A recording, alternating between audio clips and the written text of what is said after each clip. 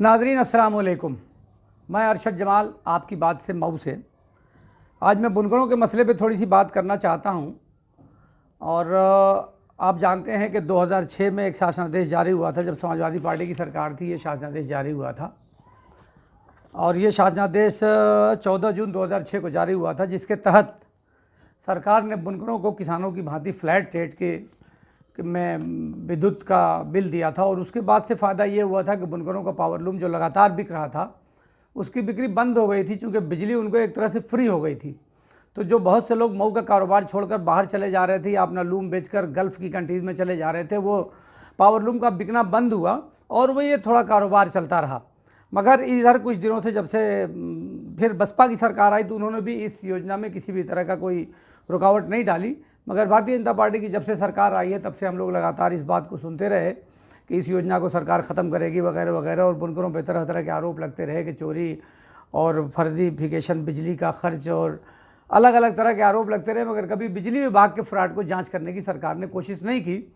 मगर बिल आखिर सरकार ने 4 दिसंबर 2019 को एक ये शासनादेश जारी कर दिया। और इसमें सरकार ने कहा कि बुनकरों के फ्लैट रेट की जो पुरानी व्यवस्था थी, उसको समाप्त किया जाता है और अब एक नई व्यवस्था लागू होगी और बुनकरों को भी बिल के एतबार से उनको भुगतान करना पड़ेगा।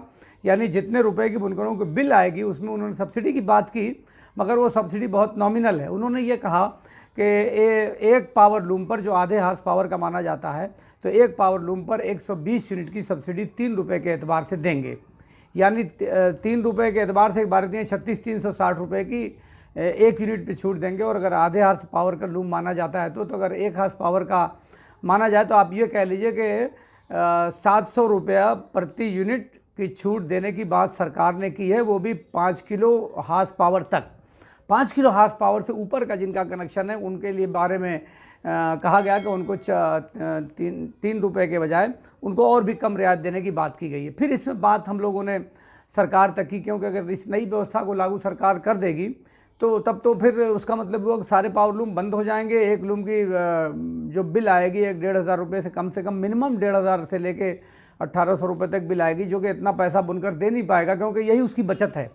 बुनकरों का जो मुकाबला है वो सूरत और बॉम्बे और दूसरी जगहों की जो बड़ी बड़ी इंडस्ट्रीज़ हैं, उससे मुकाबला है। तो बुनकरों का लाभ सिर्फ ये था कि इनकी बिजली का जो खर्च कम पड़ता था, तो इसी खर्च की बुनियाद पर इनके जो माल जो बनाते थे, उस माल का ये रेट कम पड़ता था और उसी की बुनियाद पर हमारा माल दूसरे जो बड़ी इंडस्ट्रीज़ हैं उनके मुकाबले में बिकता था। मगर अब जब अगर सरकार बिजली का बिल पूरा लेगी, बहुत मामूली रियायत देगी, जो कि महाराष्ट्र से भी कम रियायत है, तो अगर इतनी कम रियायत देगी, तो ऐसे में इस पावर लूम को चलाना बहुत मुश्किल है। हम लोगों ने इस सिलसिले में मुख्यमंत्री जी से भी 2 मरतबा मुलाकात की, और जो कपड़ा मंत्री हैं या जो सिद्धार्थनाथ सिंह जी हैं, हथकरघा विभाग के मंत्री हैं, फिर उसके बाद सुरेश खन्ना जी संसदीय कार्य मंत्री हैं, बिजली मंत्री हैं श्रीकांत शर्मा जी, इन सारे मंत्री लोगों के अलावा हम लोगों ने पावर कॉरपोरेशन के चेयरमैन से भी मुलाकात की। हम लोग हथकरघा विभाग के जो प्रमुख सचिव हैं रमण जी, उनसे भी मुलाकात की। भाजपा के एमएलसी जो बनारस के अशोक धवन जी ने है, उन्होंने भी बहुत काफ़ी मेहनत की इन तमाम तर मुलाकातों में, और लगातार मीटिंगों का सिलसिला चलता रहा। और आखिर में जो ये 24 मार्च से आपका लॉकडाउन हुआ है, और 20 मार्च को हम लोगों की एक मीटिंग लखनऊ में हुई थी, और उस 20 मार्च की मीटिंग में माननीय हथकरघा मंत्री सिद्धार्थनाथ सिंह जी भी थे और प्रमुख सचिव रमण जी भी थे, और हम लोगों के 4-5 लोग डेलीगेशन में भी गए थे, जिसमें टाटा के इफ्तिखार साहब थे और मेरठ के विधायक रफ़ीक अंसारी साहब थे। इन सब लोगों ने भी उसमें आखिरी मुलाकात की, और आखिरी मुलाकात में कुछ बातें हो गई थी। चूँकि सरकार इसको मानने को तैयार नहीं, उन्होंने बस इतनी रियायत की बात की कि जो 1 जनवरी से जो नया सिस्टम लागू किया था, उसको बढ़ाकर इस पर सहमति बनी कि इसको 1 जनवरी के बजाय 1 अप्रैल से लागू किया जाएगा, और 31 मार्च तक पुरानी जो व्यवस्था पासबुक की थी वो लागू रहेगी।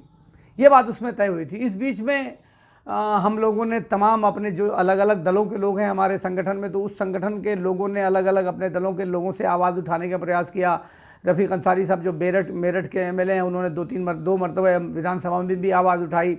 विधान परिषद में जो अहमद हसन साहब हैं, उन्होंने भी उसको मैटर को समाजवादी पार्टी की तरफ से उठाया। तो अलग अलग दलों ने इस मुद्दे को उठाया। बसपा के भी एक एमएलए ने कहीं बात को उठाया था। तो इस तरह से तमाम बातें होती रहीं और आखिर में जो 20 मार्च को जो मीटिंग हुई उसमें यह तय हुआ कि जो 5 हार्स से नीचे के जो बुनकर हैं 5 हार्स तक के उनको 4 रुपये फी यूनिट की छूट दी जाएगी और 5 हार्स से ऊपर के जो लोग हैं उनको 3 रुपये की छूट दी जाएगी। इस तरह से एक बात तय हो गई थी। लेकिन फिर उसके बाद लॉकडाउन हो गया और लॉकडाउन होने के बाद फिर स्थिति ये बनी हुई है कि कोई आदेश जारी नहीं हुआ। इधर हमारे मऊनाथ भंजन में जो एक्सियन फर्स्ट हैं सुबोध कुमार जी, उनकी तरफ से एक प्रेस विज्ञप्ति जारी हो गई और उस प्रेस विज्ञप्ति में कहा गया कि 1 अप्रैल से नई व्यवस्था लागू कर दी गई है। हालांकि मैंने ये बात जाननी चाहिए कि ये आदेश उनकी तरफ से क्यों कर लागू हुआ, कहाँ से लागू हुआ। कोई आदेश मेरे जानकारी में लागू नहीं हुआ था, क्योंकि उसी दिन मैंने रमा रमण जी जो प्रमुख सचिव हैं हथकरघा विभाग के, उनसे बात की फ़ोन पे, तो उन्होंने बताया कि अभी फाइल जो तय हुआ था, जो कुछ हम लोगों की मीटिंग में तय हुआ था, वो फाइल अभी सरकारी विभागों में घूम रही है और रुकी हुई है। चूँकि लॉकडाउन की वजह से, कोरोना वायरस की वजह से सारे सरकारी काम ठप पड़ गए हैं, सरकारी मशीनरी तमाम दूसरे कामों में लगी हुई है।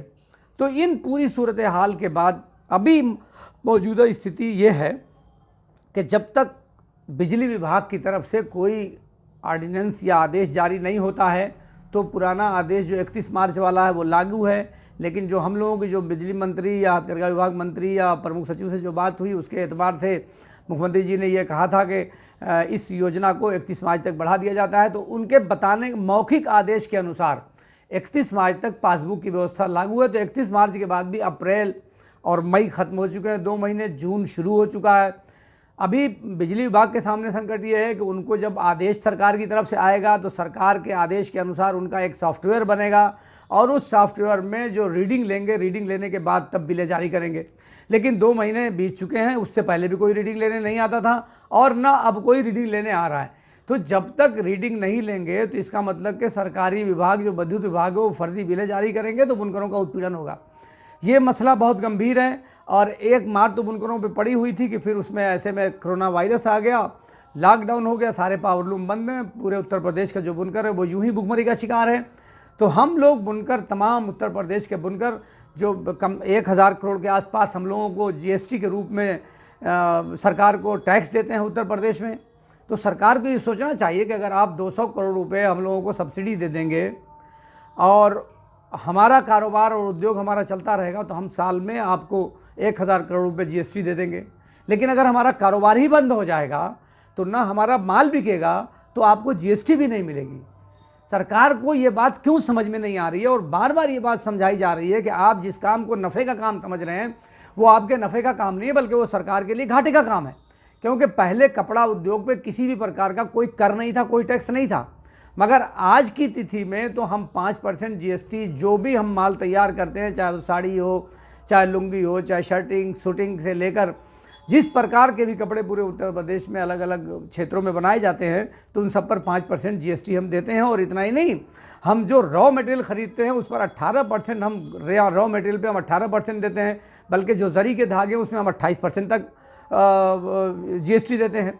तो ये जो जीएसटी है, जब हमारा माल ही बिकना बंद हो जाएगा और पावरलूम ही बंद हो जाएंगे तो ये जो सरकार को एक बड़ा रेवेन्यू जाता है वो बड़ा रेवेन्यू सरकार को जाना बंद हो जाएगा।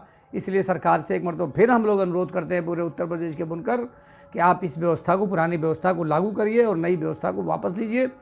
मौजूदा जो सूरत हाल है, ये बात मुझे आज वीडियो के माध्यम से इसलिए कहनी पड़ रही है कि पूरे उत्तर प्रदेश से लोग फ़ोन कर रहे हैं तो अलग अलग जगहों के जो एक्सीएन या एसडीओ हैं अलग अलग तरहों से बुनकरों का उत्पीड़न शुरू कर दिया है। लेकिन मैं ये बात बहुत स्पष्ट बता दूं कि 31 मार्च तक पुरानी व्यवस्था को लागू रहना है। सरकार के जो हम लोगों की आखिरी बातचीत हुई है उसके अनुसार 1 अप्रैल से नई व्यवस्था को लागू होना है, मगर चूंकि सरकार की तरफ से अभी कोई आदेश, शासनादेश जारी नहीं हुआ है तो जब तक शासनादेश जारी नहीं हो जाता है तब तक अभी हम लोग अधर में लटके हुए हैं, ना इधर के हो रहे हैं और ना उधर के हो रहे हैं। तो सरकार को जो कुछ भी करना है, सरकार को चाहिए कि जो भी आदेश आपको करना हो वो आदेश जारी कर दीजिए और जिसको लूम चलाना होगा वो अपना लूम चलाएगा, जिसको बंद करके दूसरा अपना कारोबार करना होगा वो अपना कारोबार करेगा। मगर सरकार ने जो अधर में डाल रखा है तमाम उत्तर प्रदेश के बुनकरों को, इससे हम लोगों को निकालना चाहिए और आपको जो निर्णय लेना हो वो ले लीजिए। आपके निर्णय के बाद उत्तर प्रदेश का बुनकर भी निर्णय ले लेगा कि उसे पावरलूम चलाना है या फिर दूसरा कोई और काम तलाश करना है। तो मैं इन्हीं सब बातों के साथ अपनी बात को ख़त्म करता हूं। अगर आपको मेरी बातें पसंद आई हों तो हमारे यूट्यूब चैनल आपकी बात को आप सब्सक्राइब करिए और लाइक करिए। और अगर आप इस पर फेसबुक पे आप अगर हैं तो हमारे पेज को आप लाइक करिए और इसके अलावा शेयर करिए ताकि ज़्यादा से ज़्यादा लोगों तक बात ये पहुंच सके। बहुत बहुत धन्यवाद।